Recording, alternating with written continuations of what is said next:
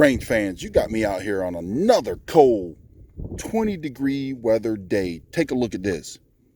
Tired of you guys beating me up in the comments. Your 45 Super 10 millimeter demo, it was not a level playing field. That Springfield had 16 ports in it. And you know what? One of my fellas stepped up and said, hey man, this thing is rated for 45 Super. Why don't you give it a try? Folks, it is a Mark 23 H&K. Ooh, that thing is almost as big as a Desert Eagle. And we got the same Underwood ammo back out here. Now, close to a 6-inch barrel, but it is a 5.87-inch barrel. We're going to see how close on the chronograph does the old Underwood. Everybody telling me Underwood should get to 1,200 feet per second. But that 45 Super Springfield ain't worth the darn. That's what you're telling me, because it's got all those holes in the barrel. Well, let's see. Let's hang on for this ride. Woo! Range fans, I'm back at it with the H&K Mark 23. I'm not going to go through the history of this thing and its military usage, but I will say it's rated for 45 Super. And you can tell by the opening, that's what we're going to do. I got beat up in the comments down below so bad, even got a few emails. Wow, man, some passionate folks you are. And you know what? I absolutely love it because it matches my passion. And you guys are giving me the blues about that Springfield V16 and having 16 ports in it. Folks, it comes that way from the factory. I didn't do that. It came that way from the factory. Makes it one nice shooter. And I'm glad to have it in my collection now. That's right. It is a part of my collection now. This is not.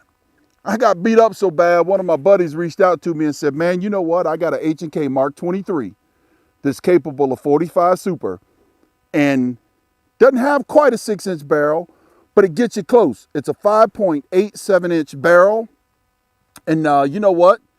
Not many folks should have much to say about it. So I came out here on this cold, brisk day, about the same temperature as it was before, on a little bit of a different range, but standing the same distance from the chronograph. We're going to put these rounds across the chronograph, Underwood, and then my 45 Super reloads, and see if there is any difference in velocity from ported barrel to non-ported HK23. I know, different materials, different manufacturer. Come on, we can go on and on. Go ahead, put it down there in the comments. That's okay. We can go on and on about it. But it is getting close to leveling the playing field. Before I put this across the chronograph, let's remind you of the previous video and what those speeds and feeds came out like. Let's cut it in right here. Dead center. All right. 1,101. All right, we got that recorded at 1,100 feet per second, which is what's advertised on the box. Let's get these 4 rounds downrange.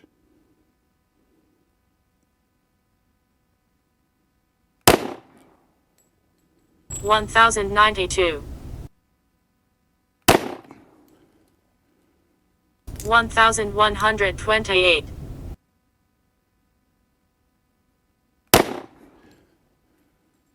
1,108.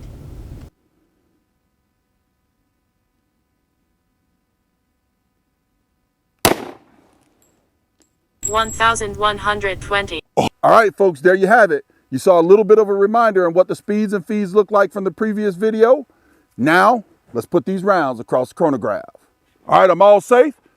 I got my earplugs in, ready to rock and roll. Underwood, 230 grain, 45 Super across the chronograph. Let's see what we get.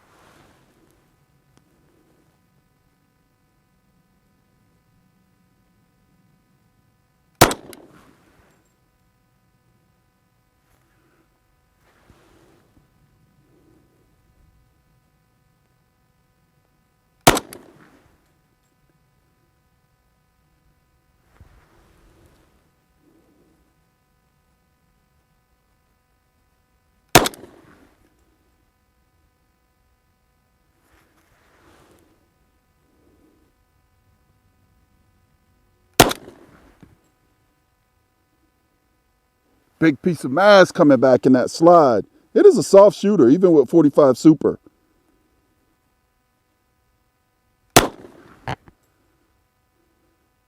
Well, there you go, folks. You saw the comparison between the Springfield V16 45 Super and the HK Mark 23. Now we're going to break out my reloads and see what those do. But before, I got to find that unicorn brass because it is 45 Super brass. Be right back, folks. Let's review Underwood, folks. 1151, 1157, 1145, 1158, 1147, and a high of 1158, a low of 1145, average 1151, extreme spread 13, and standard deviation of 5. Pretty consistent, did pretty well on target. Let's get another one up. All right, folks, there was the 45 Super from Underwood. You saw the difference. You tell me if the porting is hurting it all that much. I think of what, about 40, 50 feet per second. We'll find out more when we get home, of course. Now, we got the old mad scientist 45 Super reloads with 185 grain Hornady XTP. By the way, I did pull those bullets out of the gel from the previous video. We weighed them, we measured them upon expansion. Man, you guys need to go over and check it out at dayattherange.com. You'll see where I've got all the photos laid out, very crystal clear. I was pretty happy with that one. It came out pretty well, but a lot of data collecting. Before we put these across Chronographed, let's roll in what that Springfield V16 did with my reloads 45 Super, 180 grain XTP. 1256. 1256, not bad.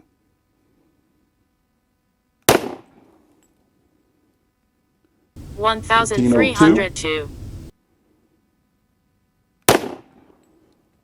Oh, I'm tickled to death. 1287.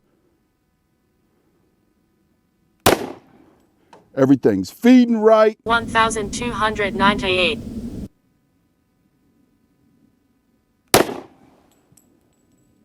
And everything is accurate. Did you check that out, folks? 185 grain XTP. All right, there you have it, folks. You saw it. Now we're back with the HK Mark 23 45 Super reloads. You can find this load over at dayattherange.com, of course. All right, here we go.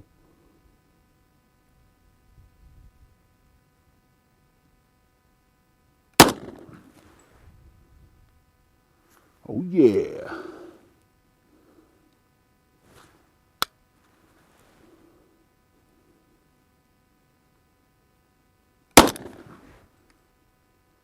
Right next to it.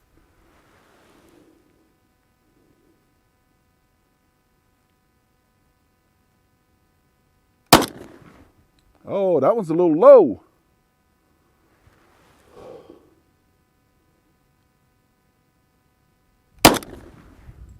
Trigger's wonderful, wonderful on this Mark 23.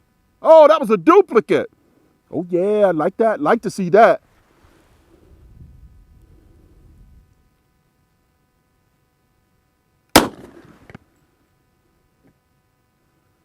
Well, there you have it, folks. 1367. Listen, I know it's still not quite 6 inches, but 5.8, I think it's 5.83, 5.87. Anyways, very close to 6 inches to match that para 6-inch 1911 that shot 10 millimeter. What do you think about it? Comment down below. You guys are passionate with your thoughts, and I absolutely love it. Bring it on. Let's talk about it down below.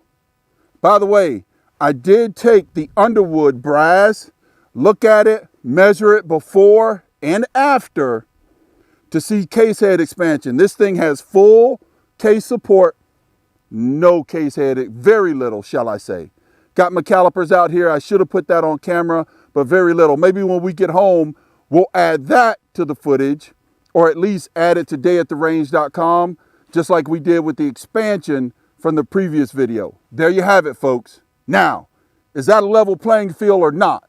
You tell me. Come on, down below in the comments. Ring that bell so that you know when we post another video at Day at the Range. And hope you guys are enjoying it as much as I do, bringing you along with me to the range. Woo! All right, let's check out these numbers. 1367, 1378, 1378, 1388, 1304, a high of 1388, and a low of 1304. The average 1363. The extreme spread is going to be 84, way higher than I like it. Standard deviation 33. There you have it. Mad Scientist loads. Come over to dayattherange.com. Check us out if you're interested in this load at all.